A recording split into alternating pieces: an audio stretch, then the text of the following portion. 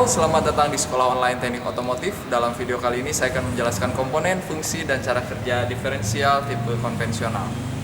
Fungsi dasar dari unit roda gigi diferensial bekerja pada saat jalan yang lurus dan juga pada saat yang jalan berbelok. Nah, pada saat jalan lurus, tahanan gelinding atau yang juga biasa disebut dengan rolling resistance pada kedua roda penggerak yang terhubung ke side gear hampir sama pada saat kendaraan bergerak lurus pada jalan yang datar juga. Dan oleh sebab itu, kedua side gear di sini, yang ini, itu berputar sebanding dengan putaran pinion diferensial dan semua komponen berputar dalam satu unit. Nah, bila tekanan kedua poros axle belakang sama, misalnya yang kiri dan juga kanan, pinion diferensial tidak berputar sendiri, tetapi berputar bersama dengan ring gear. Nah, selain itu juga karena ring gear itu terpasang dengan baut pada rumah diferensial atau diferensial case, ya diferensial case, dan poros pinion atau pinion shaft.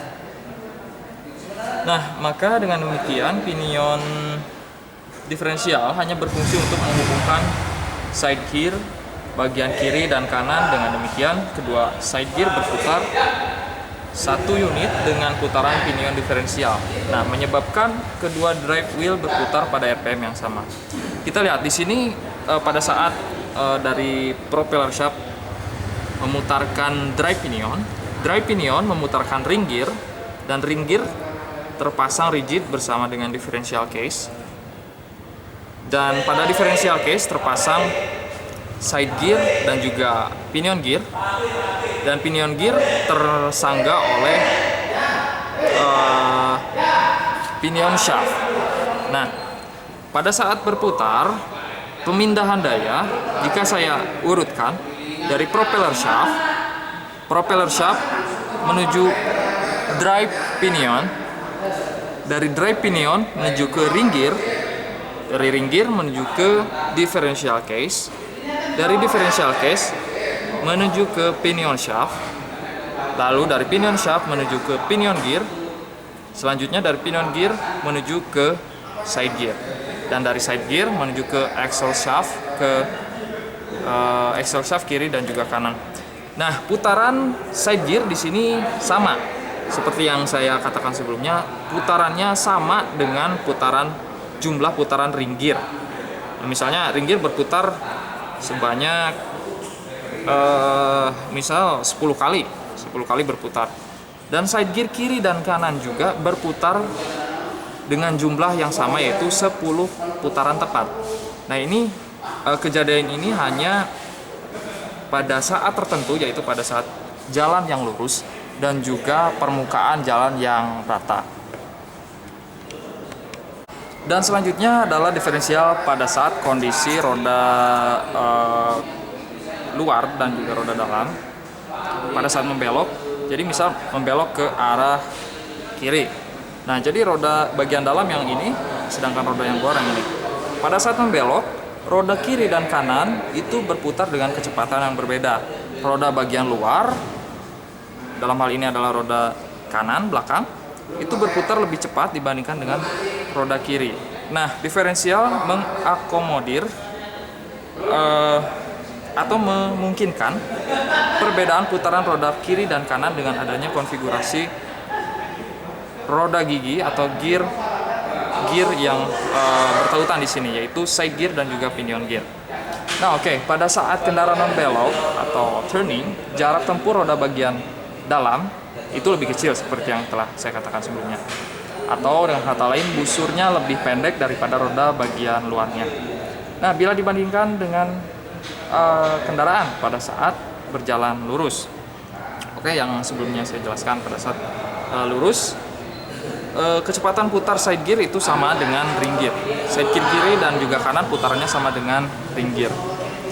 Nah, pada saat side gear bagian kiri ditahan seperti ini misalnya dengan sebuah poros yang kiri, ya sebelah sini misalnya, nah, seperti ini, ditahan seperti ini, maka tiap pinion diferensial berputar mengelilingi shaftnya masing-masing dan juga bergerak mengelilingi axle belakang. Akibatnya putaran side gear bagian kanan bertambah. Oke, saya ilustrasikan di sini. Misalnya kendaraan akan berbelok ke arah kanan, misalnya dari sini ke arah kanan ya. Maka tahanan gelinding yang paling besar adalah roda sebelah kanan atau roda bagian dalam di sini adalah roda sebelah kanan. Mobil akan belok ke kanan, maka tahanan gelinding akan lebih besar yang kanan. Dengan kata lain, kita di ilustrasi ini melakukan penahanan di roda kanan seperti ini. Pada saat drive pinion memutarkan ring gear seperti ini dan ada tahanan di sini, maka side gear yang sebelah sini atau yang sebelah kanan akan tertahan oleh tahanan gelinding, sehingga putaran dari sini akan ditransfer ke pinion gear, dari pinion gear menuju ke side gear, sehingga side gear yang sebelah kiri akan berputar jauh lebih cepat dibandingkan dengan side gear sebelah kanan seperti ini. Nah, misalnya ini diam, katakanlah secara ekstrimnya roda kanan diam, maka side gear sebelah kiri akan jauh lebih cepat berputar. Sini dapat Anda lihat, jauh lebih cepat berputar karena adanya tahanan gelinding pada side gear sebelah kiri dan transfer daya menuju ke pinion gear lalu ke side gear sebelah kiri. Oke, sama halnya pada saat kendaraan misalnya belok ke kiri, transfer daya dari side gear sebelah kiri menuju ke pinion gear lalu ke side gear sebelah kanan, sehingga memungkinkan kendaraan berbelok dengan membedakan putaran roda kiri dan juga kanan. Jika Anda memiliki saran, pertanyaan, ataupun komentar mengenai komponen, fungsi, dan cara kerja diferensial jenis konvensional, silakan tulis saja di kolom komentar. Terima kasih telah menonton.